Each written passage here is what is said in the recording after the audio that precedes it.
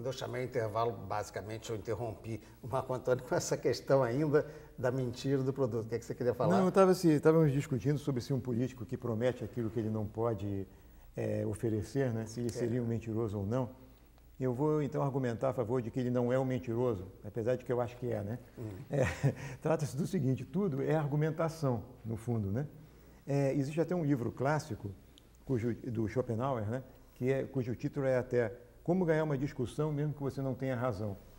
Então, seria interessante que o eleitor, para se defender dessas coisas, né, estudasse um pouco essas técnicas de argumentação, para saber que, aliás, todos os dias na imprensa nós encontramos coisas que são ditas, né, que se você analisar conhecendo um pouco de argumentação, você vai ver que aquilo ali tem algum problema, aquilo não é, né? E as pessoas aceitam, porque não conhecem justamente essas técnicas, né? Vamos, então, realmente aproveitar a sua dica e inverter isso. Quer dizer, nós estamos aqui vendo que há uma técnica, há uma possibilidade de conhecimento do fato e, a partir daí, se trabalhar isso para que você leve, né, o eleitor ou esse... Só que as pessoas muitas vezes usam isso sem conhecer a técnica, usam porque são levados daquilo por uma esperteza, uma coisa assim, né? Sim, mas eu quero exatamente inverter, quer dizer, a gente pegar com os técnicos aqui, como o espectador comum, aquele que está em casa nos assistindo, pode se defender disso. Quer dizer, a mentira, aquela deslavada, fica fácil, mas como ele não ser um instrumento só dessas campanhas, desses...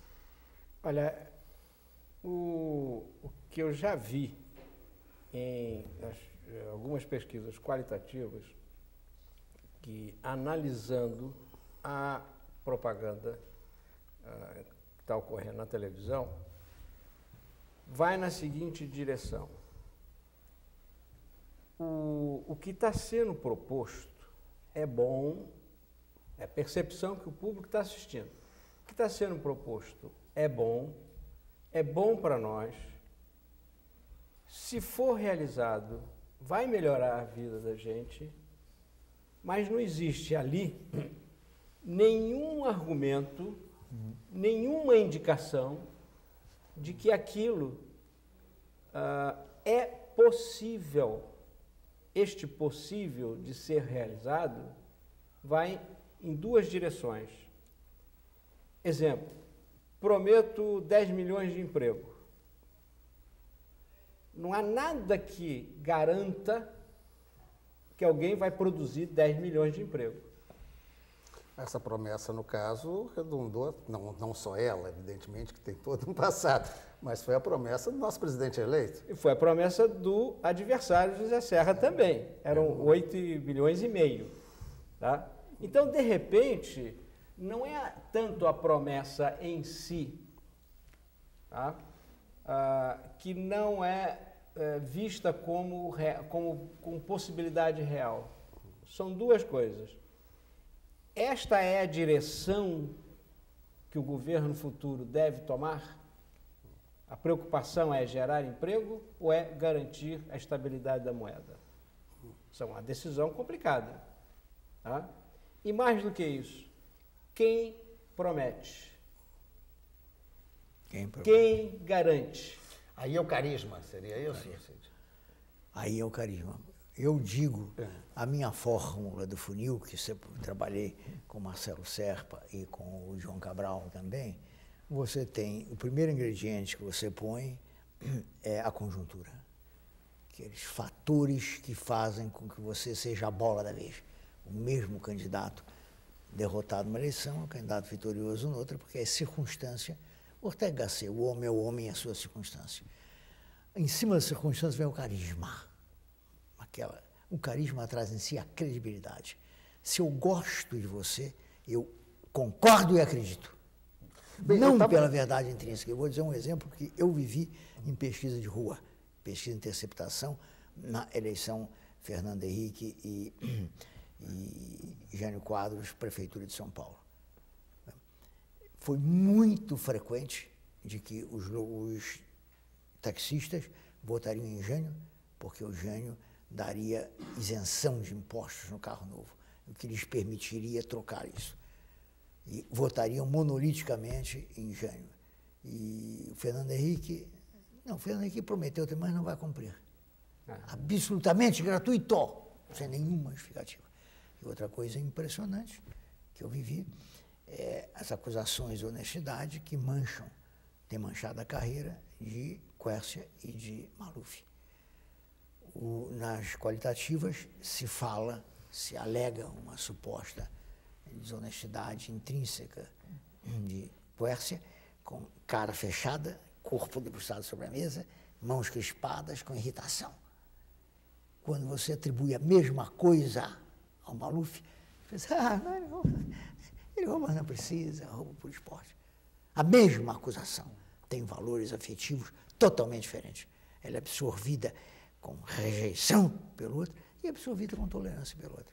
Isso independe, no caso da propaganda, seria a característica do indivíduo. Não, isso é a diferença. É toda a história que ele formou. O cheirinho do sabonete. É a diferença. Agora, se você me perguntasse a coisa mais definitiva da justificativa, razão pela qual eu pude prever, junto ao PSDB do Rio até, que alterou a visão política deles pelos acordos, de que nosso Serra tinha pouca chance de ser eleito naquele momento.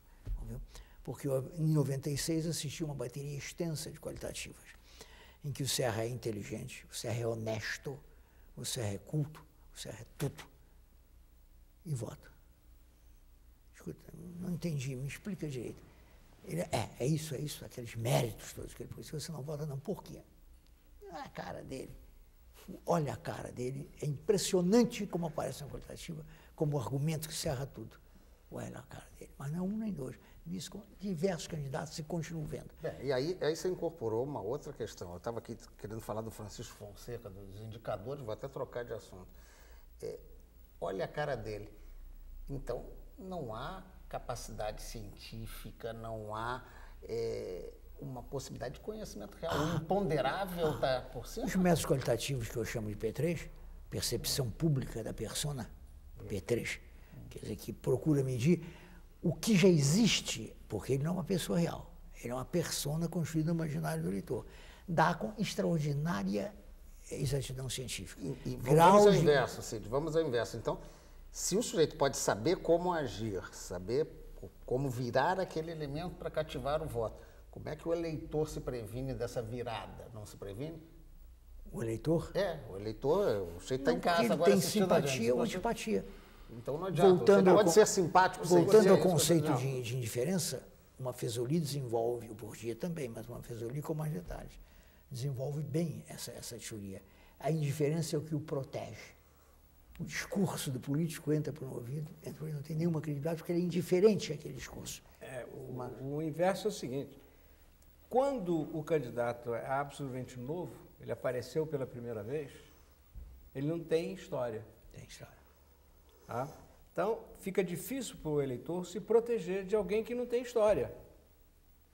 Daí, a importância do que nós chamamos da biografia política, da biografia administrativa, ou seja, do patrimônio histórico do candidato. Tá certo? Dá um exemplo. A última eleição do Lula. A biografia do Lula era uma biografia belíssima historicamente, de líder sindical, combativo, guerreiro, parará, papapá, papapá. É uma biografia que tinha pouca atrativo para um presidente da República. Sempre se lhe acusava isso. Sempre lhe acusava isso. Tá? O que fez a propaganda do PT em 2002?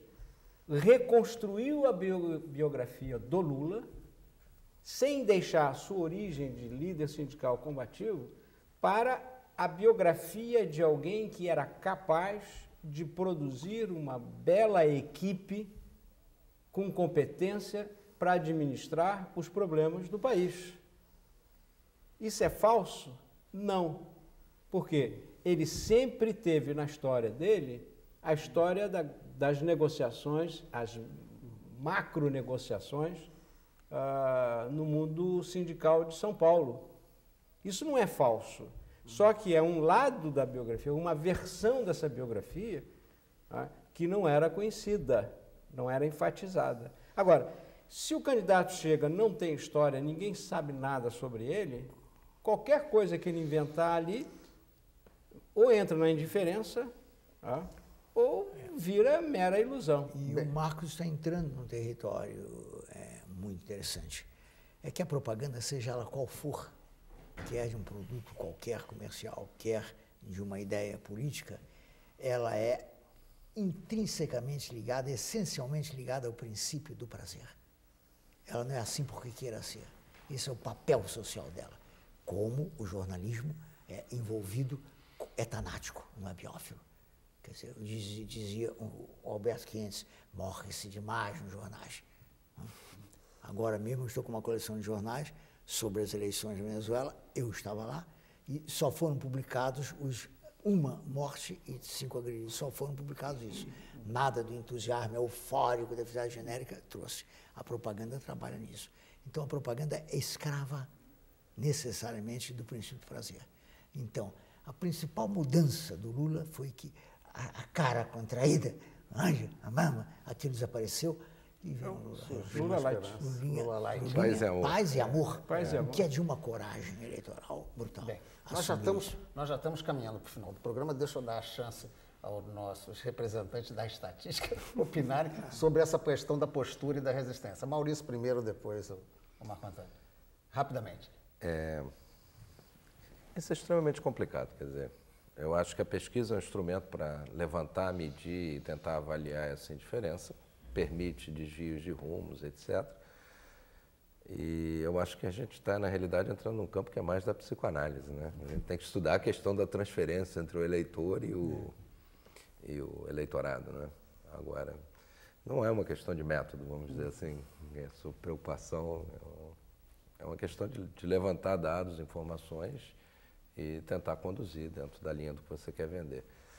De alguma maneira, com aquela preocupação que falava o Marcos aqui, quer dizer, de examinar passado e pelo menos procurar pensar mais sobre a biografia e sobre as promessas dos candidatos, certamente. Sim, isso daí é a maneira que o eleitor tem de se proteger, né? Sem nenhuma dúvida. E um prefeito ou um governador dizer que vai vender táxi sem imposto, ele acabou de tirar o poder do presidente da República de definir o governo federal e definir os impostos federais, quer dizer, vai acabar com o IPI como? Né? Então é absolutamente inverossímil, né? Quer dizer, mas... Embora nem todo mundo saiba disso. Esse é que é o problema, as pessoas são usadas. Chegando ao final já, Marco Antônio, suas considerações finais sobre isso. Nem todo mundo sabe disso, mas nem todo mundo sabe também aquelas coisas que a gente pensa que sabe. Por exemplo, né? Estava se falando de um presidente, né, que diz que vai gerar tantos milhões de empregos, né? E, ao mesmo tempo, está preocupado com a parte monetária, né, do déficit fiscal, essa coisa toda. Né? Então, isso é um erro?